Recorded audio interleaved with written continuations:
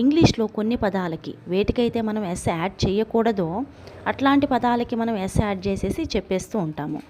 అట్లాంటి పదాలు ఏంటి, వాటిని ఇంగ్లీష్లో సెంటెన్స్లో మనం ఎట్లా వాడాలి అనేది ఈ వీడియోలో చూద్దాం. మొదటిగా ఎక్విప్మెంట్. ఎక్విప్మెంట్ అనేది ఒక అన్కౌంటబుల్ నౌన్ కాబట్టి దీనికి మళ్ళీ మనం ఎస్ యాడ్ చేసి ప్లూరల్ అనే దాన్ని తయారు చేయకూడదు. ఎక్విప్మెంట్ అంటే ఎగ్జాక్ట్ మీనింగ్ వచ్చేసి పరికరాలు. A collection of tools, machinery, devices or items, వీటన్నిటిని కలిపే మనం ఎక్విప్మెంట్ అంటాము. కాబట్టి మళ్ళీ ప్రత్యేకంగా ఎస్ అనేది దీనికి యాడ్ చేయకూడదు. Examples: the photographer brought all her equipment to the shoot.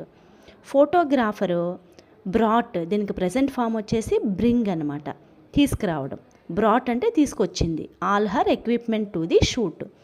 Photographer తన పరికరాలన్నింటినీ షూట్కి తీసుకొచ్చింది. ఎక్విప్మెంట్ అనే వాడాము ఇక్కడ చూడండి. ఆల్ హర్ ఎక్విప్మెంట్, ఎస్ అనేదాన్ని ఇక్కడ యాడ్ చేయకూడదు. Second example: the construction crew uses heavy equipment to build the bridge. ఇక్కడ కూడా మనం హెవీ ఎక్విప్మెంట్ అన్నాం, ఎస్ అనేది